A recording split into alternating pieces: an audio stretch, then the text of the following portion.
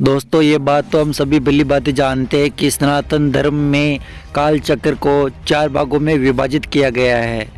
सतयुग, त्रेता युग, द्वापर युग, कलयुग। जैसा कि हम सभी जानते हैं दोस्तों, अभी जो चल रहा है वो कलयुग है। जब कलयुग अपने अंतिम चरण पर पहुंच जाएगा तब भगवान श्री विष्णु धर्म की स्थापना करने के लिए कल की युग में जन्म लेंगे, जिससे ये कलयुग समाप्त हो जाएगा। और कलयुग की समाप्ति के साथ ही सतयुग की शुरुआत होगी। सतयुग के बाद त्रेता युग, द्वापर युग, इन सभी युगों का आरंभ होगा। ये सभी काल चक्र के चलने के संकेत है, जो सृष्टि के प्रत्येक हर चीज से जुड़े हुए हैं, जो काफी प्राचीन समय से चलते आ रहे हैं।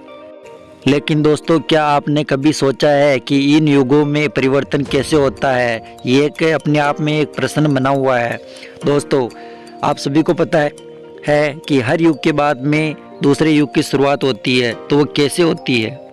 दोस्तों, अगर आप सभी भी इन प्रश्नों का उत्तर जानना चाहते हैं तो हमारे वीडियो को लास्ट तक देखें, ताकि आपके समझ में आ सके कि युगों में परिवर्तन कैसे होता है। नमस्कार दोस्तों, ज्ञान सार यूट्यूब चैनल में आप सभी का स्वागत है। अगर आप हमारे चैनल पर नए मेहमान हैं तो हमारे यूट्यूब चैनल को सब्सक्राइब कीजिए, ताकि रोज़ रोज़ नए वीडियो आप तक पहुँचा सके। चलिए दोस्तों, अब हम जानते हैं कि युग क्या होता है। युग का अर्थ होता है काल चक्र या काल अवधि। काल गणना अवधि में युग शब्द का अर्थ अनेक प्रकार से किया जाता है। जिन दिनों में जिस शब्द की प्रचलन अवधि ज़्यादा होती है उसे उस युग के नाम से पुकारा जाता है। सतयुग शब्द का अर्थ है दोस्तों उस समय की बात जब इस युग में हमेशा हर व्यक्ति सत्य बोलता है, दूसरों के बुराई के बारे में नहीं सोचता है, दूसरों की मदद करता है, उसे सतयुग कहते हैं। अब आता है दोस्तों कलयुग। कलयुग एक ऐसा युग है जिसमें पाप, अधर्म, दुराचारी, दुष्कर्मी सभी आते हैं। लोगों को अनेक प्रकार के कष्ट सहने पड़ते हैं, हमेशा दुखी रहते हैं और दूसरों को हमेशा चोट व कष्ट पहुंचाते हैं। ऐसे युग को कलयुग के नाम से जाना जाता है। दोस्तों, हिंदू धर्म के अनुसार 3 युग बीत चुके हैं, अर्थात अब जो चल रहा है वो 4था युग है, जिसे कलयुग कहते हैं। और काल चक्र के अनुसार जब कलयुग समाप्त हो जाएगा तो उसके बाद में फिर से सतयुग की स्थापना होगी। काल चक्र के अनुसार ये 4 युग अपने अपने स्थानों पर हर समय में परिवर्तन होते रहते हैं। दोस्तों, ये युग परिवर्तन कैसे होता है ये जानने से पहले हम जान लेते हैं कि हर युग में व्यक्ति कैसा होता है और किस प्रकार से मनुष्य बदलता रहता है। सबसे पहला आता है दोस्तों सतयुग। दोस्तों, आप इन युगों की तुलना एक मनुष्य से भी कर सकते हैं। जैसे कि पहला है बाल्य व्यवस्था, कोमल, भावुक और नाजुक होती है। उसी प्रकार से मनुष्य भी बहुत ही कोमल और भावुक होते हैं। इनके मन में ना तो किसी के प्रति डर होता है और ना ही किसी प्रकार का लोभ लालच, बस ये ईश्वर की भक्ति में हमेशा लीन रहते हैं। इस युग में भगवान विष्णु ने मत्स्य, वराह, नरसिंह, कलनी जैसे अवतार लिए हैं। इस युग में भगवान विष्णु ने कई प्रकार के अवतार लिए, जैसे कि पापियों का नाश करने के लिए, वेदों की रक्षा करने के लिए और पृथ्वी की रक्षा करने के लिए अनेक प्रकार के अवतार लिए। इस युग की खास बात यह है दोस्तों कि इस युग में मनुष्य की आयु 1 लाख वर्ष मानी जाती है और मनुष्य की लंबाई 40 से 45 फीट मानी जाती है। अब बात करते हैं दोस्तों त्रेता युग की। त्रेता युग में जब मनुष्य बाल युग से किशोरावस्था तक पहुँचता है तो उसमें चंचलता दिखाई देती है। इस अवस्था को आप त्रेता व्यवस्था समझ सकते हैं। इसमें मनुष्य सतयुग जैसा तो होता है, लेकिन उसमें काफ़ी चंचलता भी होती है। तभी तो भगवान ब्रह्मा जी ने लिखा है कि इस युग में मनुष्य को जो भी पाने की इच्छा होती है वो अवश्य ही पाकर रहता है। इस युग में धर्म की मात्रा 75% और पाप की मात्रा 25% होती है। दोस्तों, इस युग में 4 स्तंभ होते हैं, जिसमें से एक स्तंभ समाप्त हो जाता है। दोस्तों, इस युग में भगवान श्री विष्णु ने वामद और परशुराम और उसके लास्ट में श्री राम का अवतार लिया था।